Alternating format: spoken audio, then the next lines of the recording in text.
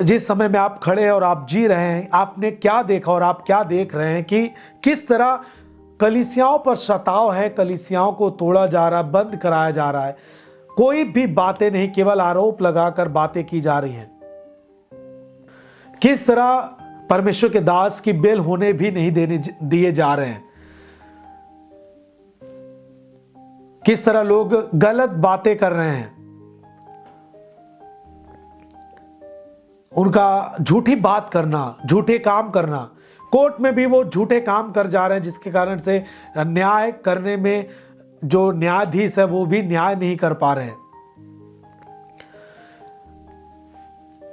किस तरह लोग जो एक न्यायाधीश के पास जो भी थाने से कमेंट जाता है उसमें वो लोग देरी कर रहे हैं, देरी करते करते डेट बढ़ाते जा रहे, डेट बढ़ती जा रही, और ऐसे करके बहुत लेट उन्होंने कर दिया।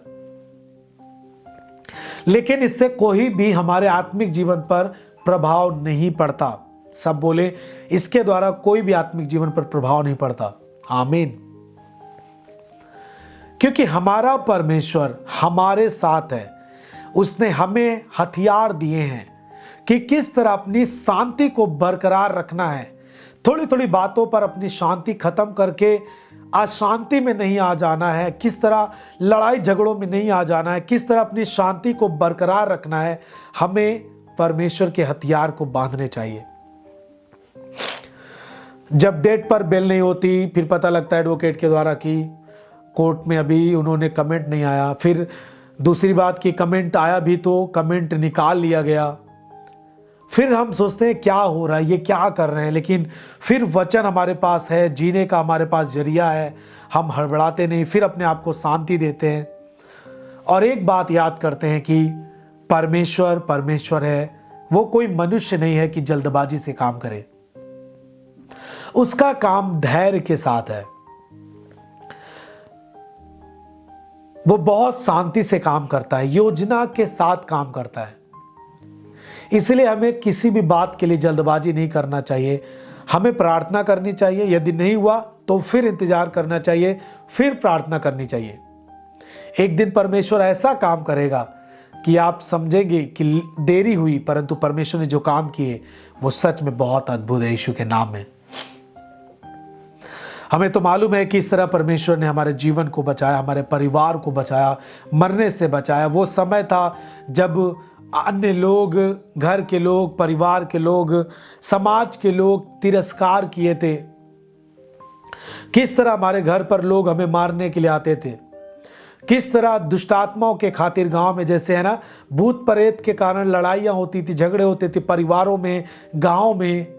किस तरह परिस्थितियां जा चुकी थी, हमने सब कुछ करके देखा। हमने कोई भी ऐसी चीजें नहीं थी जो हमने ना की थी। हर एक हमने पूजा पाठ की, हर चीजें हमने की थी, हर एक धार्मिक चीजें हमने करके देखी, हर एक भक्ति हमने करके देखी। ऐसी ऐसी परिस्थितियां आई कि हमने सब कुछ उसके बाद करना छोड़ दिया। हमने सब कुछ त्याग दिया। लगभग 2-3 महीने हो गए थे, हमने सब कुछ बंद कर दिया था। हम नास्तिक तरीके से हमारा परिवार जी रहा था।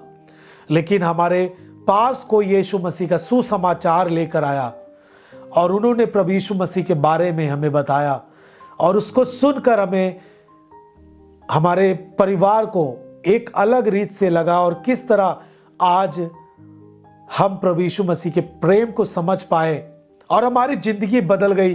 तब से हमने प्रभु यीशु मसीह को अपने जीवन में लिया और उसके वचन के अनुसार और इस भारत के संविधान के अनुसार हमें उसका प्रचार प्रसार करने का मौका मिला। और हमने प्रभु यीशु मसीह के प्रेम को और उसकी सामर्थ को और उसके संदेश को दुनिया के लिए देने के लिए निर्णय लेकर हमारे परिवार ने और जो हमारी टीम थी उन्होंने साथ दिया। और खुदावन के काम के लिए हमने इतनी बड़ी संस्था को खड़ा किया जो आज प्रभु के काम को कर रही है।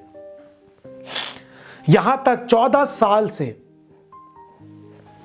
शर्म आती हमें कि किस तरह हमने देखा कि न्यूज़पेपर में भी किस तरह उन्होंने अलग चीजें छापी।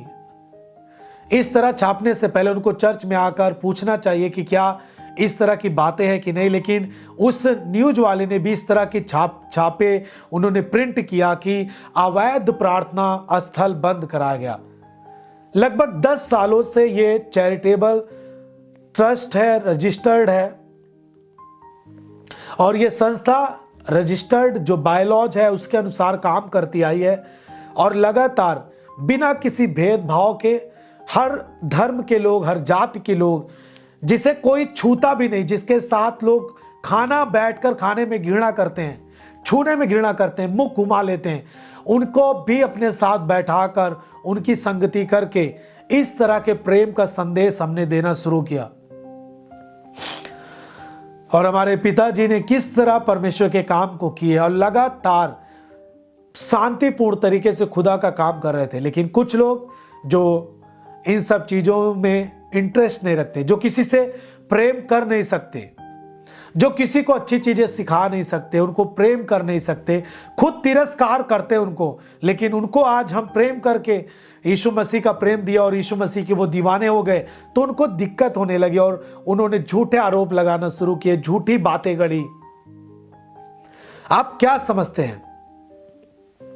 इस तरह की बातें करके उन्होंने जो भी गलत आरोप लगाए, और 2021 में जो चर्च जब बंद हुआ था पिछले साल में 2021 में, किस तरह चर्च को 2021 में 22 फरवरी को माननीय हाई कोर्ट के द्वारा ऑर्डर भी चर्च को मिले कि कोई भी प्रॉब्लम ना दिया जाए, चर्च को शांतिपूर्वक चल रहा है, उनका अधिकार है, उनको आराधना करनी दी जाए।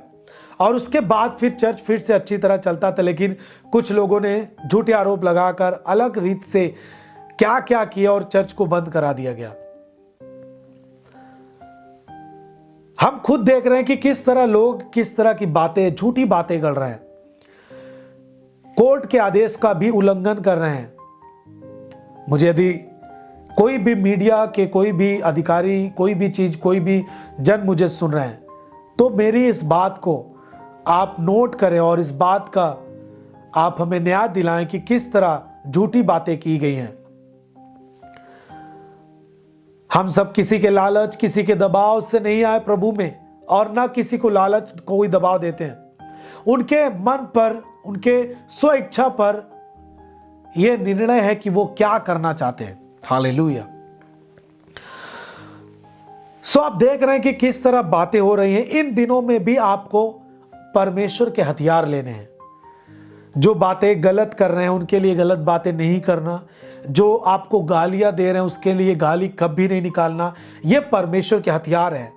यदि आप गाली के बदले गाली देना शुरू करेंगे तो ये आपको आपके उद्धार से दूर कर रहा है। शैतान तो चाहता है कि आप उलझ जाएं, आप गाली दें, आप विरोध करें, आप भी डंडे उठाएं।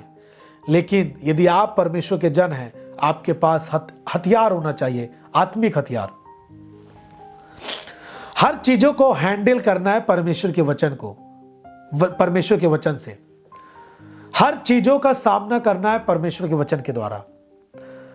कोई भी चीजें वचन के बाहर से आप ना करें, यदि आप एक मसीही हैं तो। इसीलिए परमेश्वर के हथियार को आपको बांध लेना चाहिए ताकि आप स्थिर रहें। आमीन।